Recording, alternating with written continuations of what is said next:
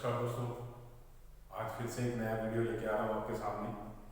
और आज का जो वीडियो है वो बहुत महत्वपूर्ण होने वाला है आप लोगों के लिए, तो इसको बहुत गौर से सुनिएगा। आज सुनने का काम थोड़ा सा ज़्यादा है, क्योंकि आप देख पा रहे होंगे कि पूरा जो बोर्ड है उसको आज मैंने फिलअप कर रखा है। काफ़ी कुछ है इस बोर्ड के अंदर आज। तो ये एक स्टोरी के रूप में आपको उसको सुनना है, और इसमें बहुत सी काम की चीज़ें हैं जो प्रतियोगी परीक्षाओं के अंदर निश्चित रूप से एक विद्यार्थी के लिए लाभदायक सिद्ध होती है और होती रहेंगी सदा। तो शुरुआत करते हैं। मैं कल कुछ एक वीडियो डाला था जिसके अंदर मैंने संविधान सभा के बारे में बात करी थी और कैबिनेट मिशन के बारे में थोड़ी सी बात करी थी, थोड़ी चर्चा करी थी। लेकिन आज दोस्तों हम जानेंगे कि हमारा संविधान किस प्रकार से बना, किन संघर्षों से उसको निकलना पड़ा, कैसी परेशानियां उनके सामने आई, और फिर हम लोगों ने कैसे अपने आप को इकट्ठा किया और अंग्रेज़ों की गुलामी के सामने, अंग्रेज़ों के अत्याचार के सामने किस तरीके से हम उठ खड़े हुए। तो उसी की शुरुआत आज कर रहे हैं। आज संविधान सभा को भी काफ़ी हद तक मैं बताने का प्रयास करूँगा, लेकिन उससे पहले संविधान सभा का गठन जब हुआ तो उससे पहले के जो चरण हैं, वो चरण जिसके अंदर हम कह सकते हैं कि संविधान की मांग किस प्रकार से उठी, तो उनकी बातें थोड़ी सी करेंगे। तो आज थोड़ा सा आप सुनिएगा मुझे, निश्चित रूप से आप लोगों को उसका फायदा नजर आएगा। तो शुरुआत करते हैं आज की वीडियो की। देखिए, हम लोग बात कर रहे हैं हमारे संविधान सभा के निर्माण की। तो आप जानते हैं दुनिया में जितने भी देश हैं जहाँ पर संविधान बना है, तो वहाँ संविधान बनाने से पहले संविधान सभा का गठन किया गया है। जैसे अमेरिका का भी संविधान बना तो अमेरिका के संविधान को भी संविधान सभा ने ही उसको निर्मित किया था। तो ऐसे भारतीयों को भी लगने लग गया था कि हमें अगर संविधान बनाना है तो उसके लिए पहले एक कोई संस्था, एक असेंबली बनानी पड़ेगी, और उसके लिए हमें एक संविधान सभा का गठन करना पड़ेगा। लेकिन वो संविधान सभा कैसे बने साहब? क्योंकि अंग्रेज हमारे सामने बहुत बड़ी परेशानियां लेके खड़े हुए थे। तो उन परेशानियों का सामना हमने कैसे किया, किस प्रकार से किया, कौन से ऐसे बिंदु हैं जिन्होंने हमें प्रभावित किया संविधान की ओर अग्रसर करने के लिए। तो यहाँ मैं चर्चा करना शुरू कर रहा हूँ। सबसे पहले अगर भारत के अंदर संविधान सभा की मांग के बारे में कोई क्वेश्चन पूछ लिया जाए कि भारत का वो पहला व्यक्ति कौन है जिसने संविधान सभा की मांग रखी, मतलब अंग्रेजों के सामने मांग रखी, तो आपने नाम सुना होगा। एक गर्म दल के व्यक्ति थे और एक नरम दल के व्यक्ति थे। तो गर्म दल के जो व्यक्ति थे वो लाला लाजपत राय, बाल गंगाधर तिलक और विपिन चंद्र पाल, इनके मुख्य नाम आते हैं। तो देखिए यहाँ पर हम शुरुआत करते हैं, चरणबद्ध तरीके से चलेंगे कि संविधान सभा का निर्माण किस प्रकार से हुआ है। तो सबसे पहले संविधान सभा की मांग रखने वाले जो व्यक्ति हैं उनका नाम है बाल गंगाधर तिलक। बाल गंगाधर तिलक ने सबसे पहले संविधान सभा की मांग रखी, और संविधान सभा की मांग कब रखी इन्होंने? 1895 के अंदर। देखिए, बहुत पुराना समय है जब भारत के नेता एकजुट हो गए थे। क्योंकि मैंने अभी बताया कि अमेरिका के अंदर क्रांति, रूस की क्रांति, फ्रांस की क्रांति, वहाँ से जो साहित्य से हम लोगों को जानकारी मिली कि देश की जनता अगर जागरूक हो जाए अपने अधिकारों के लिए तो वो कुछ भी कर सकती है। बड़ी से बड़ी सत्ता, जो निरंकुश प्रकार की सत्ता होती है, उसे उखाड़ फेंकती है। तो हम लोगों ने भी उन साहित्यों का थोड़ा सहारा लिया और भारत के लोग थोड़े जागरूक हुए, और उनमें से सबसे पहले बाल गंगाधर तिलक ने 1895 के अंदर संविधान सभा के बारे में मांग रखी। संविधान सभा की मांग रखने के लिए उन्होंने एक विधेयक पारित किया था जिसे आप लोगों ने नाम सुना होगा, स्वराज्य विधेयक। ये स्वराज्य विधेयक जो है ये बाल गंगाधर तिलक के द्वारा पेश किया गया था। कई बार क्वेश्चन आ जाता है कि स्वराज्य विधेयक किसके द्वारा रखा गया, तो बाल गंगाधर तिलक के द्वारा रखा गया। कब रखा गया? 1895 में। और इस विधेयक में मुख्य रूप से मांग किसकी रखी गई? संविधान सभा के निर्माण की। और आपको पता भी होगा कि बाल गंगाधर तिलक ने कहा है, स्वराज्य मेरा जन्मसिद्ध अधिकार है और मैं इसे लेकर रहूंगा। दूसरी बात करें अपन कि तिलक के बाद में संविधान सभा की मांग रखने वाले दूसरे प्रमुख व्यक्ति कौन है? तो दूसरे प्रमुख व्यक्ति हैं दादा भाई नौरोजी। दादा भाई नौरोजी, दादा भाई नौरोजी ने 1906 के अंदर संविधान सभा के बारे में मांग रखी। दादा भाई नौरोजी को अक्सर हम लोग सवालों में नजरअंदाज कर देते हैं, लेकिन मेरे दोस्तों दादा भाई नौरोजी से संबंधित क्वेश्चन आता है।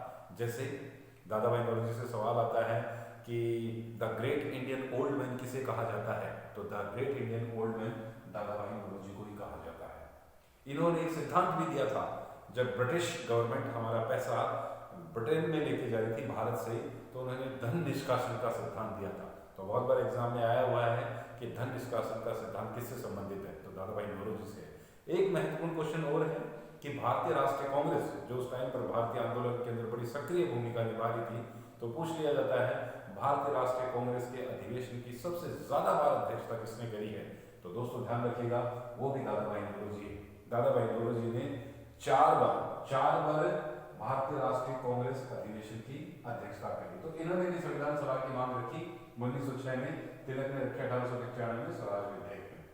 फिर तीसरा नाम आप देख रहे हो, बहुत महत्वपूर्ण नाम है गांधी। गांधी का नाम लेते ही एक मन मस्तिष्क के अंदर जोश और ऊर्जा का संचार होता है, क्योंकि ये व्यक्ति है, ये वो व्यक्ति है जिसने अंग्रेजों को हिला दिया था। इनका प्रभाव शक्ति के ऊपर भी भारी पड़ा था। तो गांधी जी ने, वैसे गांधी जी की बात करें तो संविधान सभा के निर्माण के लिए गांधी जी ने कोई विशेष कार्य नहीं किया है, लेकिन हाँ संविधान सभा की मांग उन्होंने रखी थी।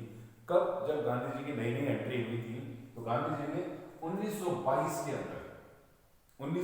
अंदर गांधी जी ने कहा कि संविधान सभा का निर्माण होना चाहिए।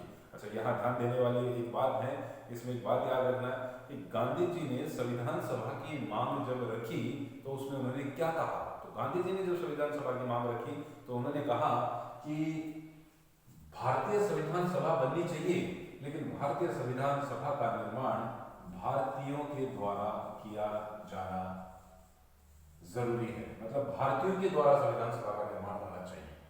उसके बाद में अगले व्यक्ति जो है मोतीलाल नेहरू हैं। इन्होंने 1928 के अंदर एक नेहरू रिपोर्ट पेश की थी। यहाँ नेहरू रिपोर्ट की बात करना थोड़ा जरूरी रहेगा, क्योंकि नेहरू रिपोर्ट से हमेशा क्वेश्चन आता है।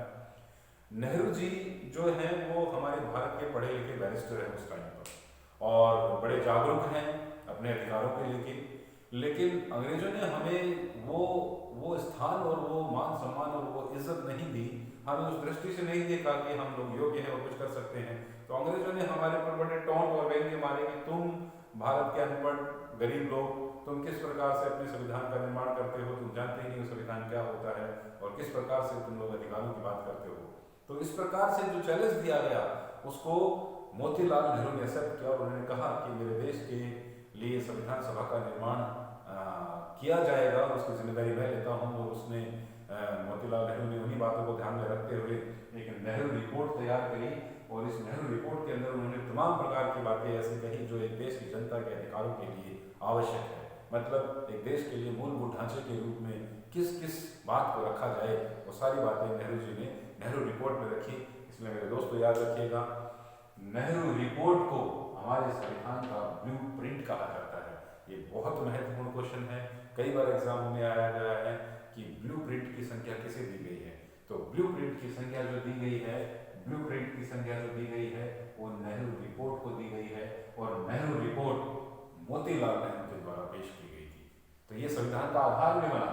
ब्लूप्रिंट को संविधान का आधार भी कहा जाता है। बहुत महत्वपूर्ण क्वेश्चन है कि संविधान का आधार किसे कहा जाता है, तो नेहरू रिपोर्ट को, जिसे हम लोगों ने संविधान का आधार के रूप में बहुत बार देखा है, किताबों में पढ़ा है, सुना होगा हमारे अध्यापकों के द्वारा। तो ये नेहरू रिपोर्ट 1928 में पेश की गई थी। उसके बाद में जो आगे क्वेश्चन आता है, एक स्पेशल व्यक्ति हैं जिनका नाम है M.N. रॉय। क्या नाम है? M.N. रॉय। M.N. रॉय का नाम है मानवेंद्र नाथ रॉय। मानवेंद्र नाथ रॉय व्यक्ति कौन है? ये वो व्यक्ति हैं जो वामपंथी विचारधारा से ताल्लुक रखते थे, वामपंथी विचारधारा। और एक बात और आपको बताऊं कि M.N. रॉय साहब का संबंध जो है हिटलर से भी रहा है, हिटलर से काफी अच्छी नजदीकियां रही हैं उनकी। तो M.N. रॉय वामपंथी विचारधारा के थे, और 1934 के अंदर इन्होंने संविधान सभा की मांग रखी। और यहाँ ध्यान देने वाली बात एक ये है कि भारत के प्रथम व्यक्ति जिन्होंने अंग्रेजों से व्यवहारिक रूप से, ध्यान रखिएगा मैं बोल रहा हूँ व्यवहारिक रूप से, संविधान सभा की मांग रखी। तो आपसे पूछ लिया जाए भारत का प्रथम व्यक्ति कौन है जिसने व्यवहारिक रूप से संविधान सभा की मांग रखी, तो वो है M.N. रॉय। M.N. रॉय ने पहली बार व्यवहारिक रूप से 1934 के अंदर संविधान सभा के निर्माण की मांग रखी। और ये वामपंथी विचारधारा की थी। यहाँ मैं बता दूं, वामपंथी विचारधारा के व्यक्ति वो लोग होते हैं जो क्रांति के द्वारा सत्ता को परिवर्तित करने का विश्वास रखते हैं और परिवर्तन के अंदर विश्वास रखते हैं, कुरीतियों को समाप्त करते हैं। तो एम एन राव 1934 में संविधान सभा की मांग रखते हैं। उसके बाद में जवाहरलाल नेहरू उसको आप बहुत अच्छे से फेमस हैं, चाचा जी भी कहा जाता था। इन्होंने भी संविधान सभा के निर्माण के लिए अपने विचार प्रकट किए। क्या विचार प्रकट किए, थोड़ा सा सुनिएगा इनके बारे में। नेहरू जी ने 1938 के अंदर संविधान सभा के बारे में मांग रखी और अंग्रेजों से कहा कि संविधान सभा तो हम बना के रहेंगे, चाहे आप कितना भी प्रयास कर लीजिए, हमारा देश संविधान सभा का निर्माण तो करके रहेगा। और ध्यान रखिए, अंग्रेजों को इन्होंने ललकारा, चैलेंज किया, इन्हें समझाया कि हम संविधान सभा की मांग को स्वीकार करवाएंगे, आपसे करवाएंगे, निश्चित रूप से करवाएंगे। और ध्यान रखना, मेरे देश के युवा जो है वो संविधान का निर्माण करेंगे और मेरी संविधान सभा, मेरी संविधान असेंबली जो बनेगी वो बनेगी भी किस आधार के ऊपर। तो उन्होंने बहुत बड़ी बात करी कि व्यस्क मताधिकार के आधार पर, मताधिकार के आधार के ऊपर संविधान सभा के गठन के बारे में बात करी। व्यस्क का मतलब क्या है दोस्तों, यहाँ देखिए, व्यस्क का मतलब क्या है, युवा। तो भारत का युवा और किसका प्रयोग करेगा, अपने मत का प्रयोग करेगा, और ये मत उसका क्या होगा, अधिकार होगा। तो नेहरू जी ने संविधान सभा के निर्माण के लिए व्यस्क मताधिकार के बारे में बात कही। बहुत महत्वपूर्ण क्वेश्चन है, पूछ लिया जाए किसने व्यस्क मताधिकार के बारे में बात करी संविधान सभा के निर्माण के लिए, गठन के लिए, तो नेहरू जी ने बात करी। और इसे ही जब ये मांग उन्होंने रखी, इसी मांग को आगे जाके 1940 के अगस्त प्रस्ताव के अंदर स्वीकार किया गया और इसे 1940 का अगस्त प्रस्ताव के नाम से पहचाना जाता है हमारे संविधान के इतिहास के अंदर। तो 1940 में अगस्त प्रस्ताव पेश किया गया और उसके अंदर व्यस्क मताधिकार की बात नेहरू जी ने कही। यहाँ एक क्वेश्चन और आ जाता है दोस्तों कि व्यस्क मताधिकार की बात 1940 के अगस्त प्रस्ताव में जब नेहरू जी ने करी, तो उस टाइम पर भारत के अंदर ब्रिटिश गवर्नर जनरल कौन थे, तो बड़ा इंपॉर्टेंट क्वेश्चन है, तो ध्यान रखिएगा। उस टाइम पर ब्रिटिश गवर्नर जनरल जो थे उनका नाम था लॉर्ड लिनलिथ और गो। ये उस टाइम पर भारत के गवर्नर जनरल थे, लॉर्ड लिनलिथ गो। उसके बाद में संविधान की प्रक्रिया जो है आगे बढ़ती है और 1942 को कल वीडियो में मैंने थोड़ी सी चर्चा करी थी इसकी, एक प्रस्ताव आता है, एक दलीय प्रस्ताव आता है स्टैफोर्ड क्रिप्स का। क्रिप्स प्रस्ताव आपने सुना होगा। क्रिप्स प्रस्ताव जो आता है वो 1942 के अंदर आता है। 1942 के अंदर एक व्यक्ति हैं जिनका नाम है स्टैफोर्ड क्रिप्स, जिनका नाम है स्टैफोर्ड क्रिप्स।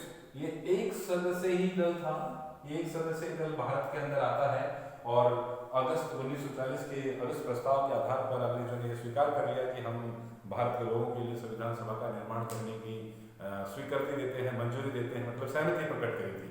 तो उसी के संदर्भ में ये प्रस्ताव भारत में आया 1942 में, लेकिन इस प्रस्ताव की बातें हम लोगों ने स्वीकार नहीं करी। क्यों नहीं करी?